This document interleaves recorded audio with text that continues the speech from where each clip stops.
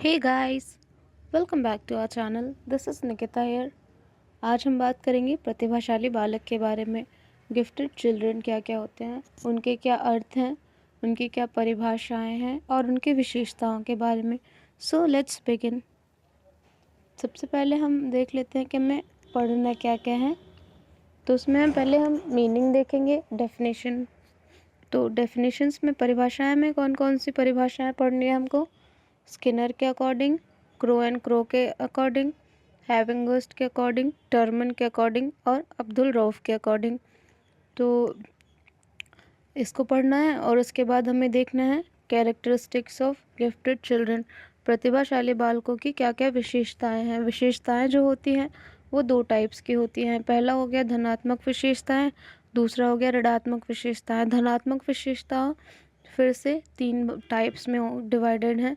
पहला शारीरिक विशेषताएं, दूसरा बौद्धिक विशेषताएं और फिर है व्यक्तित्व की विशेषताएं। तो चलिए एक एक करके सब चीज़ों को पढ़ लेते हैं। तो सबसे पहले हम देख लेंगे कि प्रतिभाशाली बालकों का क्या अर्थ होता है। तो प्रतिभाशाली बालक वे होते हैं जनरली जिनकी मानसिक स्थिति जो होती है, जो उनका आईक्यू लेवल होता है वो ज़्यादा होता है और वो अपने एज के बच्चों से, अपनी आयु के बच्चों से अधिक बुद्धिमान होते हैं। तो देख लेते हैं। वे बालक जिनकी मानसिक आयु अपने आयु के स्तर के बालकों से अधिक होती है वे प्रतिभाशाली बालक कहलाते हैं। यह आयु होगा। तो प्रतिभाशाली बालक वे होते हैं जो अपनी आयु के स्तर के बच्चों से अधिक प्रतिभावान होते हैं। उनकी जो मानसिक आयु होती है वो अधिक होती है। ये बच्चे संगीत, कला या किसी अन्य क्षेत्र में अत्यधिक योग्यता रखने वाले होते हैं। वैज्ञानिकों का क्या मानना है कि प्रतिभाशाली बालक बुद्धि के साथ साथ शारीरिक रूप से तथा व्यक्तित्व तथा समायोजन में निपुण होते हैं। तो वैज्ञानिकों ने क्या माना है कि जो प्रतिभाशाली बालक होते हैं उनका स्वास्थ्य सही होता है, वो शारीरिक रूप से सही होते हैं, उनका जो व्यक्तित्व होता है वो अच्छा होता है और वो एक दूसरे समाज में कभी भी समायोजित हो सकते हैं, कहीं भी जाकर वो समायोजित हो सकते हैं ईजिली। चलिए देख लेते हैं परिभाषाओं के बारे में, कौन कौन सी परिभाषाएं पढ़ ली हैं। तो सबसे पहले हम देखेंगे स्किनर के अकॉर्डिंग, स्किनर के अनुसार। तो स्किनर ने क्या बोला, प्रतिभाशाली बालक उन 1% विद्यार्थियों के लिए प्रयुक्त होने वाला शब्द है जो बाकी बालकों से ज़्यादा बुद्धिमान होते हैं। तो इन्होंने क्या बोला कि प्रतिभाशाली बालक वे होते हैं जो बाकी बालकों से ज़्यादा बुद्धिमान होते हैं और इनका जो मानना था कि जो प्रतिभाशाली बालक होते हैं वो 100% में सिर्फ 1% बच्चे ही प्रतिभाशाली बालक होते हैं। फिर क्रो एंड क्रो के अनुसार देख लेते हैं। क्रो एंड क्रो ने दो डेफिनेशंस दी थी। पहले में उन्होंने बताया था बुद्धि लब्धि के बारे में और दूसरे में उन्होंने क्या बताया था उसको हम एक एक करके देख लेते हैं। तो पहले में उन्होंने बोला प्रतिभाशाली बालक यहाँ पे वे होते हैं जो 130 से अधिक बुद्धि लब्धि रखते हैं। दूसरा उन्होंने क्या बताया, पाठ्यक्रम के अलावा वे संगीत, कला, अभिनय आदि में भी असाधारण प्रदर्शन करते हैं। तो इनका मानना ये था कि जो प्रतिभाशाली बच्चे होते हैं वे पाठ्यक्रम अपना जो उनको पढ़ना होता है उसके अलावा किसी न किसी अन्य क्षेत्र में भी अच्छा प्रदर्शन करते हैं। वे क्षेत्र कला भी हो सकता है, संगीत हो सकता है, नृत्य हो सकता है, ये सारी चीज़ें। आगे बढ़ते हैं और हैविंगर्स्ट के अनुसार देख लेते हैं। अकॉर्डिंग टू हैविंगर्स्ट ने क्या बोला था कि प्रतिभाशाली बालक उनको कहेंगे जो निरंतर किसी क्षेत्र में कुशलता का परिचय देते हैं। तो इनका मानना ये था कि जो प्रतिभाशाली बालक होते हैं वो किसी एक क्षेत्र में निरंतर प्रयास करते हैं और उसमें कुशलता का परिचय देते हैं और उसमें वो सफल होते हैं। आगे बढ़ते हैं और टर्मन के अनुसार देख लेते हैं। तो टर्मन ने क्या दिया था डेफिनेशन, उन्होंने भी दो डेफिनेशंस दिए थे। पहले में उन्होंने क्या बताया कि प्रतिभाशाली बालक शारीरिक विकास, शैक्षिक उपलब्धि, बुद्धि एवं व्यक्तित्व में वरिष्ठ होते हैं। तो इनका मानना भी ये था कि प्रतिभाशाली बालक जो होते हैं उनका जो शारीरिक विकास होता है, शैक्षिक उपलब्धि होती है, उनका जो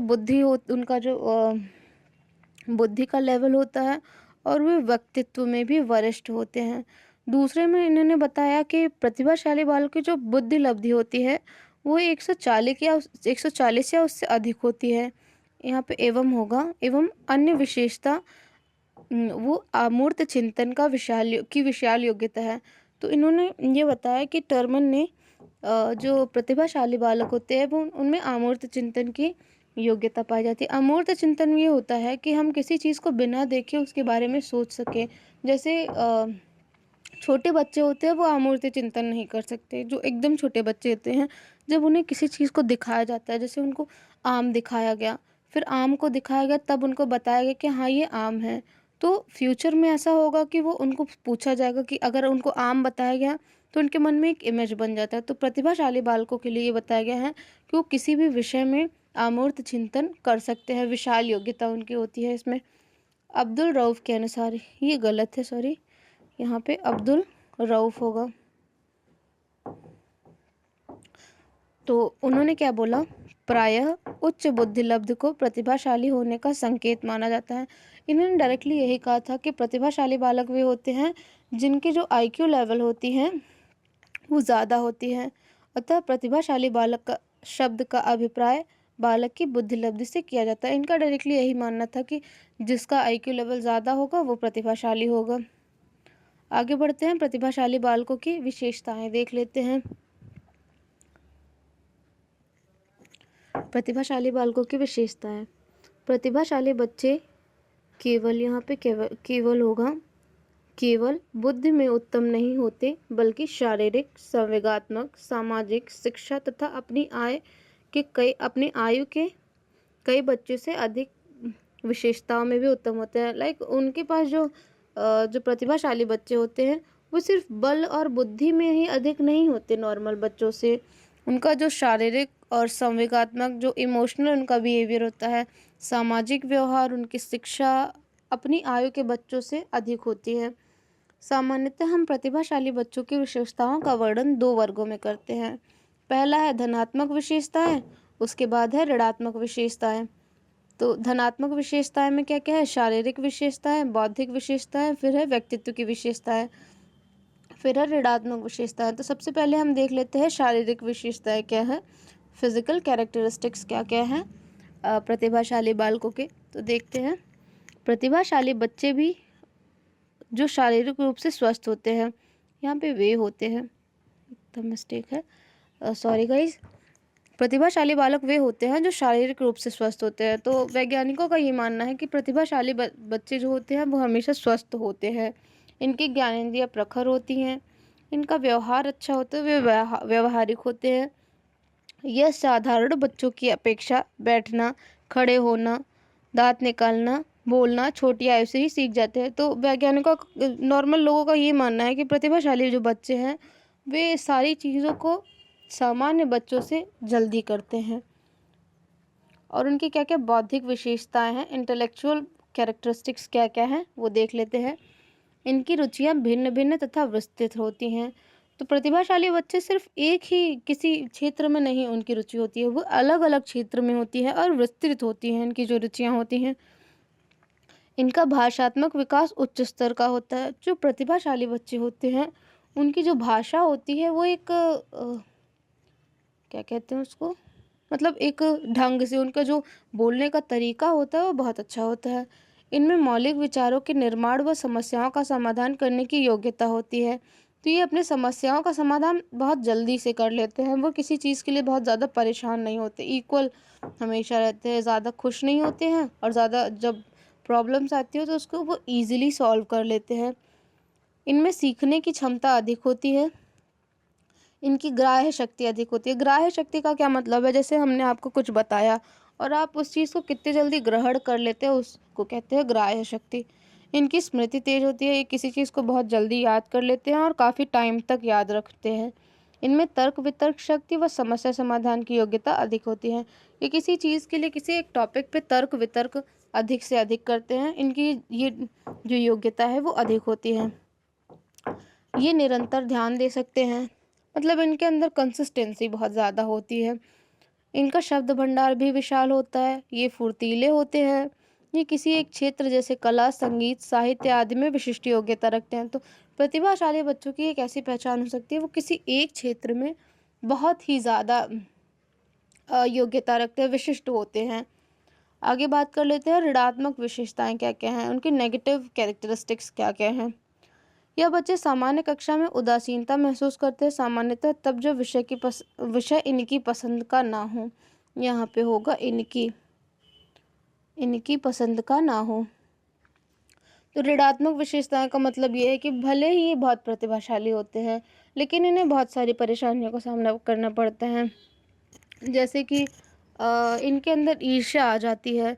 लाइक अगर क्लास में पढ़ रहे हैं और बच्चे वहाँ पे जो प्रतिभाशाली कोई बच्चा है तो टीचर्स का ध्यान हमेशा उस पे जाएगा, तो इसकी वजह से उनके अंदर जो होता है वो घमंड की भावना आ जाती है। ये अभिमानी तथा ईर्ष्या का व्यवहार दिखाते हैं। ये उधम मचाने वाले होते हैं, बहुत शरारती टाइप के होते हैं बच्चे। इनकी लिखाई खराब तथा वर्तनी अशुद्ध होती है। ये सबके लिए नहीं एप्लीकेबल होती है। ज़रूरी नहीं है कि प्रतिभाशाली बच्चों की लिखाई खराब हो।